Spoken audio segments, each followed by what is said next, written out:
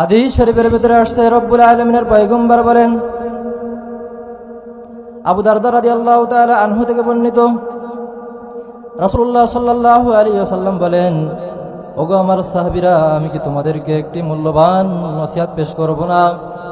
আমি কি মূল্যবান একটি জিনিস তোমাদেরকে শিখাই দিব না, যেই জিনিসটা শেখার পরে তোমরা বিভিন্ন বিপদ আপদ থেকে মুক্ত হতে পারবা, তোমরা অনেক কল্যাণকামী হবা, তোমাদের প্রয়োজন মিটবে, তোমাদের কামনা বাসনাগুলো পূর্ণ হবে, তোমরা রবের প্রিয় বান্দা হতে পারবা।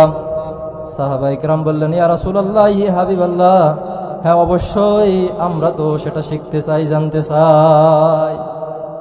আল্লাহর হাবিব সাল্লাল্লাহু আলাইহি সাল্লাম বললেন, উযকুরুল্লাহ যিকরান কাসীরা, সেটা হলো আল্লাহ তাআলার জিকির। বলি সুবহানাল্লাহ।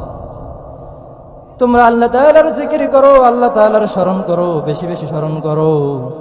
ভাইরা আমার, বন্ধুরা আমার, আল্লাহ তাআলার স্মরণ করলে, আল্লাহ তাআলার জিকির করলে, জিকিরের ফজিলাত এগুলোর ভিতরে বর্ণনায় আসছে, মানুষের ব্যবহারকৃত বিভিন্ন বস্তু সামগ্রী রয়েছে। যেমন ধরুন, আমরা গায়ে পোশাক পরিধান করি, এই পোশাকগুলো যখন নোংরা হয়ে যায় 2 দিন 3 দিন 5 দিন ব্যবহার করার পরে আমরা বাজার থেকে ক্রয় করে হুইল পাওয়ার কিংবা অন্য অন্য কোম্পানির সাবান সোডা ব্যবহার করে ময়লাগুলো দূরীভূত করি।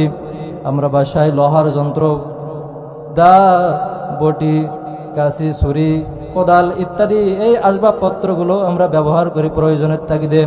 বাইরে আমার, বন্ধুরা আমার, কাজ মেটানোর পরে ময়লাযুক্ত অবস্থায় যদি ফেলে রাখা হয়, সেগুলোতে একটা মরিচা পড়ে। কতক্ষণ ঠিক কিনা?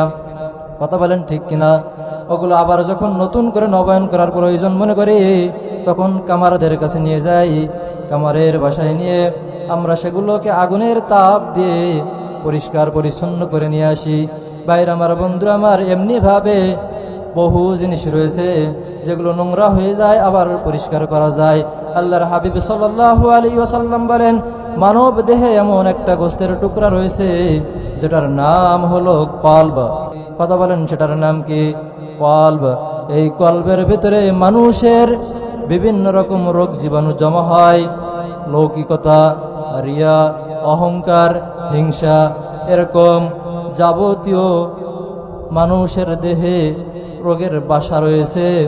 এই বাসাগুলো মানুষের গুনাহের ময়লা কালিমাগুলো আল্লাহ তাআলার জিকিরের বিনিময়ে সেগুলো পরিষ্কার পরিচ্ছন্ন হয়ে যায়। বলি সুবহানাল্লাহ।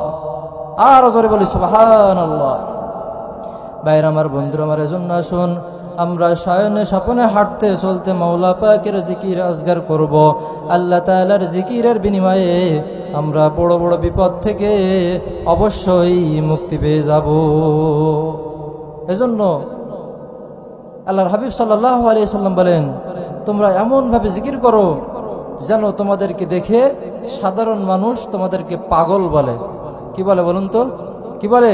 পাগল বলে।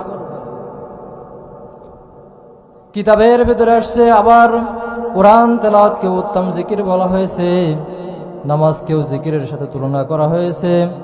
এমনি ভাবে রব্বুল আলামিনের যাবতীয় আমল, হুকুম, আহকাম পালন করাটাই হলো উত্তম জিকির। জিকির মানে স্মরণ।